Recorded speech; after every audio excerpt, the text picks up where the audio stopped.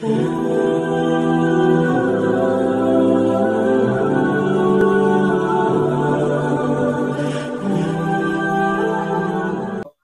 তো মোটামুটি দিনের এসেছেন মোটামুটি অনেক আগেই, দিন বুঝতে শুরু করেছেন, প্র্যাকটিক্যাল দিন চর্চা করতে শুরু করেছেন।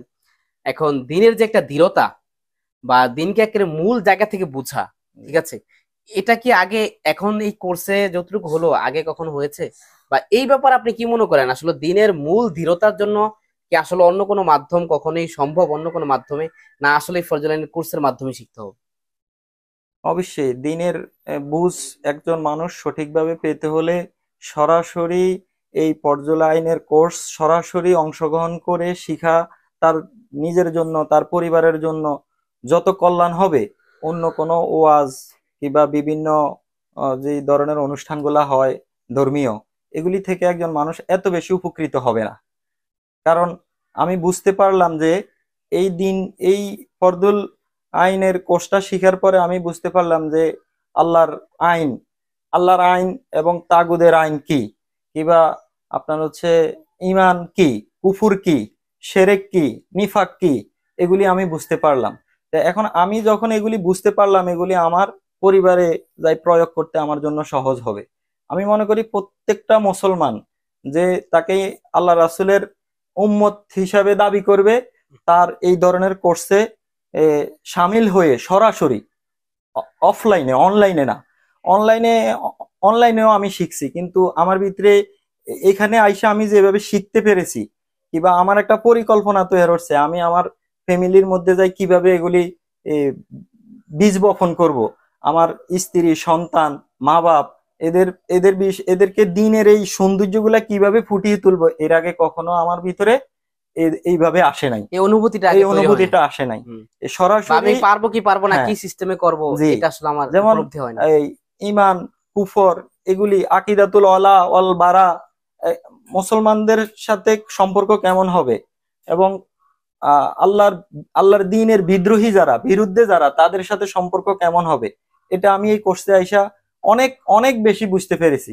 এবং এই আমলগত বিষয় কিবা হচ্ছে নিজের পরিবারের ভিতরে দিন প্রতিষ্ঠিত করা, রাসূলের সুন্নাহ অনুযায়ী, সাহাবীদের সুন্নাহ অনুযায়ী আমরা সবাই দিন বুঝি, দিন মানি, কিন্তু আমরা মনে করি এই, যেমন আমরা ছোটবেলায় শিখছি হচ্ছে অজু ভঙ্গের কারণ, এই, তারপরে হচ্ছে নামাজ ভঙ্গের কারণ, কিন্তু এই কোর্সে আসার পরে আমি বুঝতে পারছি যে ইমান ভঙ্গেরও কারণ আছে।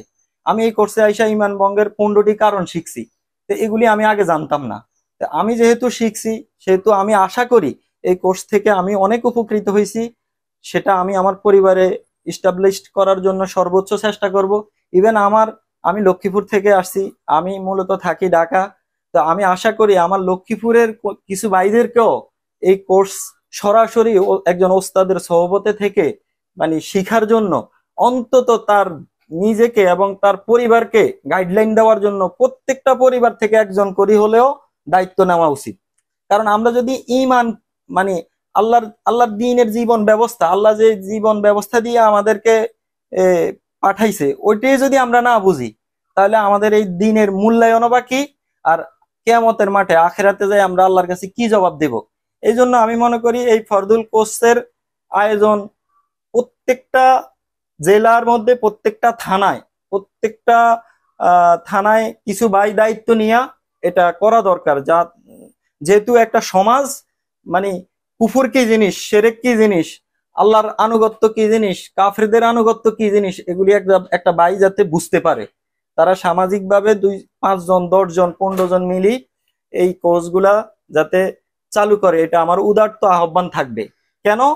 অন্তত নিজেকে, মানে জাহেলিয়াতের, মানে যেই অনাচার, আহ, কি বলবো এটাকে, অসারতা, জাহেলিয়াতের অসারতা, অসারতা থেকে বাঁচার অনিষ্টতা। জন্য হলো, অনিষ্ট থেকে বাঁচার জন্য হলো এই কোর্সগুলা প্রত্যেকটা পরিবার থেকে একজন দায়িত্বশীল নিজেকে হয়ে, জাহান্নাম থেকে, নিজের পরিবার পরিজন, হ্যাঁ, আত্মীয় স্বজন, বন্ধু নিজেকে জাহান্নাম বান্ধবদেরকে। থেকে, নিজের পরিবার পরিজন, আত্মীয় স্বজনকে আল্লাহর হালাল হারাম, আল্লাহর দেওয়া বিধান, মানব রচিত বিধানের সাথে পার্থক্য কি, একজন মানুষ সরাসরি একজন আলেমের সোহবতে আইসা এই কোর্সগুলা না করলে সে বুঝতে পারবে না যে আল্লাহর হালাল হারাম কি জিনিস, মানে কোনটা হালাল কোনটা হারাম, কোনটাকে বর্জন করতে হবে, কোনটাকে ছেড়ে দিতে হবে। তা আমি মনে করি এটা একদম অপরিহার্য। প্রত্যেকটা মুসলমান যদি কেউ কাউকে মুসলিম হিসাবে দাবি করে, তাহলে তার জন্য এই এই ধরনের কোর্স মানে অংশগ্রহণ করা অপরিহার্য। তো যাই হোক, আমাদের হাসান ভাই শুধু লক্ষ্মীপুর থেকে এসেছেন। তিনি তার কোর্সে এসে যা শিখেছেন, যা দেখেছেন, যা বুঝেছেন, তার অনুভূতি প্রকাশ করেছেন এবং এটার গুরুত্ব তিনি ফুটিয়ে তুলেছেন অত্যন্ত সুন্দরভাবে। তিনি অনেকগুলা বিষয় এনেছেন, তার মধ্যে মৌলিক কয়েকটা বিষয় গুরুত্বপূর্ণ এনেছেন যে প্রত্যেক পরিবার থেকে একজনকে দায়িত্ব নিয়ে কিন্তু দিন শিখতে হবে পরিবারকে ঠিক করার জন্য। এই জন্য এটা অত্যন্ত গুরুত্বপূর্ণ একটা বিষয় যে একজন যদি পরিবারে দিনের উপর না থাকে, তাহলে ওই পরিবারের মধ্যে কিন্তু দিনের দাফন হয়ে যাবে একেবারে একেবারে। এটা যে মুসলিম পরিবার, এটা বুঝার আর কোনো উপায় থাকবে না। এজন্য আমাদের পরিবারগুলো যে মুসলিম পরিবার, এটাও যাতে করে মানুষ বুঝতে পারে, এটার জন্য হলো কমপক্ষে একজন মৌলিক দিনের মধ্যে আসতে হবে। আর মৌলিক দিনের মধ্যে আসার জন্য, মৌলিক দিন শিখার জন্য এই কোর্সের বিকল্প নাই, যেটা আমরা ভাই থেকে বুঝতে পারলাম। আরেকটা ভাই গুরুত্বপূর্ণ বিষয় তুলে ধরেছেন, সেটা হচ্ছে ভাই যেটা বুঝতে পেরেছেন প্রত্যেক পাড়ায় পাড়ায়, এলাকায় এলাকায়, মহল্লায় মহল্লায়, মসজিদে মসজিদে, মাদ্রাসা মাদ্রাসায় এই কোর্সগুলোর আয়োজন করা জরুরি।